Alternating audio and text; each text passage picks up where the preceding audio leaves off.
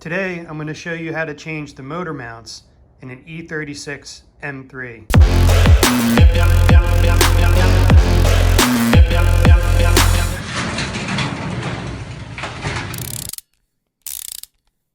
I'm going to change the motor mounts using the same method that I used to change the motor mounts in the Jeep.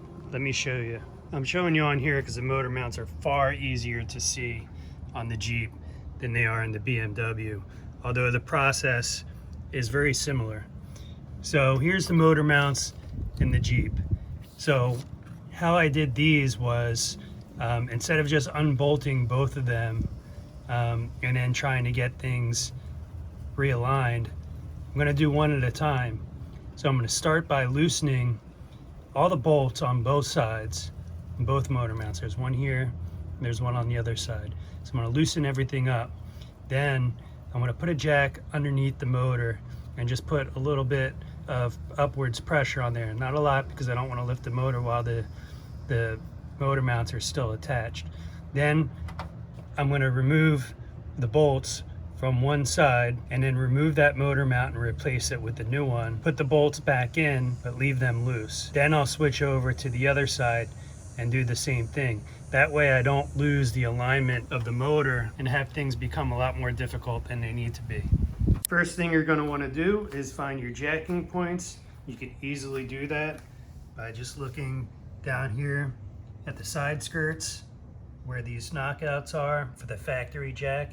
You have one in the front and one there in the back. Your jacking points are directly underneath that. You'll also notice that there are some rubber pads underneath there, right there where your jack goes. What happens is when these cars get old, sometimes they fall out. So this car that I'm working on has 3. This one right back here has fallen out. And you can see where it used to be.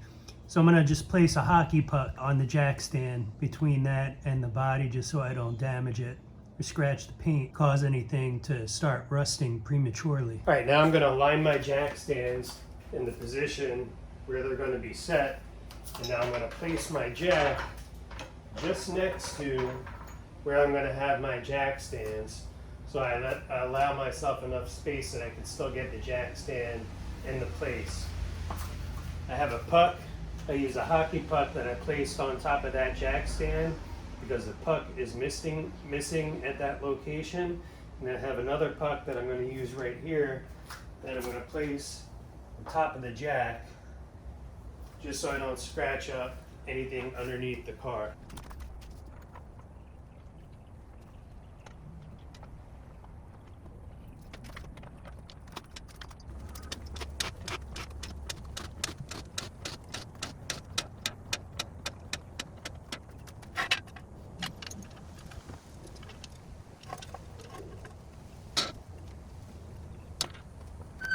Now I'm going to move to the next position in the back.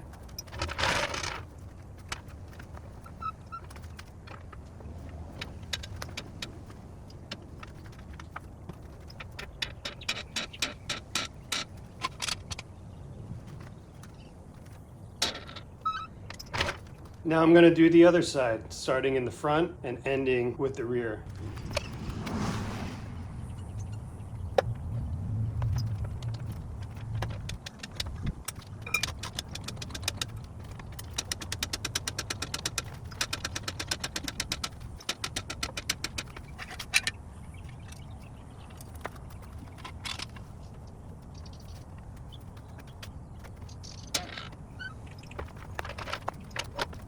Now that it's up, the last thing you want to do is give it a shake. Make sure it's stable, and then it's safe to work underneath. All right, now the car's on jack stands. I have my jack in position. In order to take the weight off of the motor mounts, I'm going to be jacking up from the bottom of the motor, and I'll show you exactly where I'm going to do that. Down in here, let's see if I can get the camera, show you where the bolts are for the motor mounts.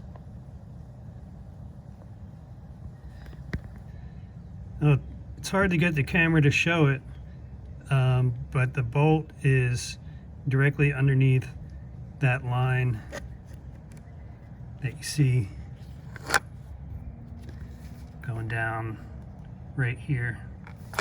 It's directly underneath there because the lighting's so poor. It's very hard to see it. But that's where the bolt is on this side. You'll be able to access it with a series of extensions and a swivel. And here's the one on the other side right there. Much easier to see, much easier to get to. The other one, it's not that difficult to get to, it's just hard to show it on camera. So those are the two top bolts that will need to be loosened. On the driver's side, from the bottom, there's one. So you can get your socket extension right through this hole in the control arm, and it's going to be the same on the other, and it's going to be the same on the other side as well. And in order to take the weight off the engine, I'm going to jack it up right here. I'm going to put a piece of wood across there and jack up from that area. All right, jack's in place, and I'll show you how I have this set up. So the wood is placed just between the sway bar and these lines. All right, this is my setup. I have this long extension with a swivel on the end. This is a 16 millimeter. I had a 16 millimeter tall socket that I could get on there, but it was kind of tight. So I'm gonna try just a regular short 16, and then I'm gonna put another extension on top of that. And I'm gonna start with the far side, which is the easy side, and then I'll come back to the driver's side, which is gonna be a little bit more difficult.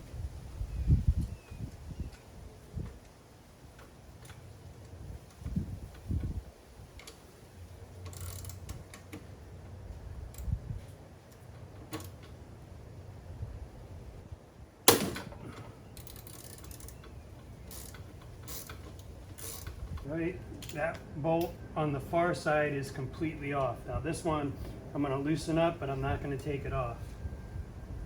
All right, now I'm going to get to this bolt right there. I'm going to go up through this hole here in the control arm. So you know this bolt here on the bottom is not a 16 like it is on top. It's 17 millimeter. Okay, now I'm going to go around to the other side.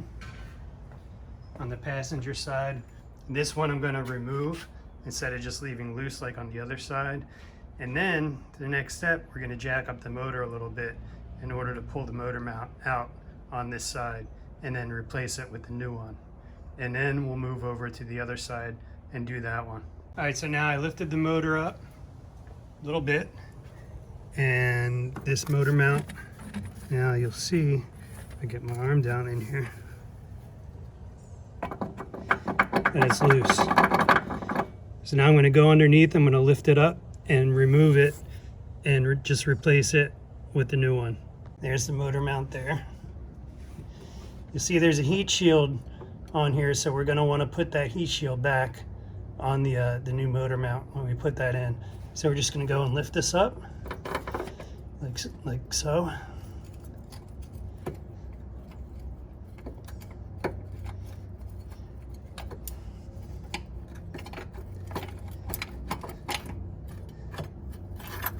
There we go.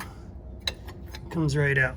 Piece of cake. Now you see on the new motor mount, you have these two holes here, and you have a little pin that comes out of the top of this heat shield that's going to go into one of those holes.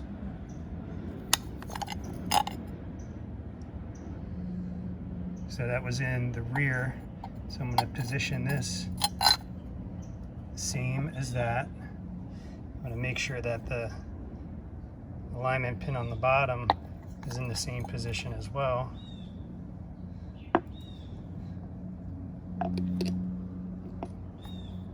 Yep. And then I'm going to put this into place. And I'm going to slide this back into position. Alright, so now you can see this motor mount right there. It's in position.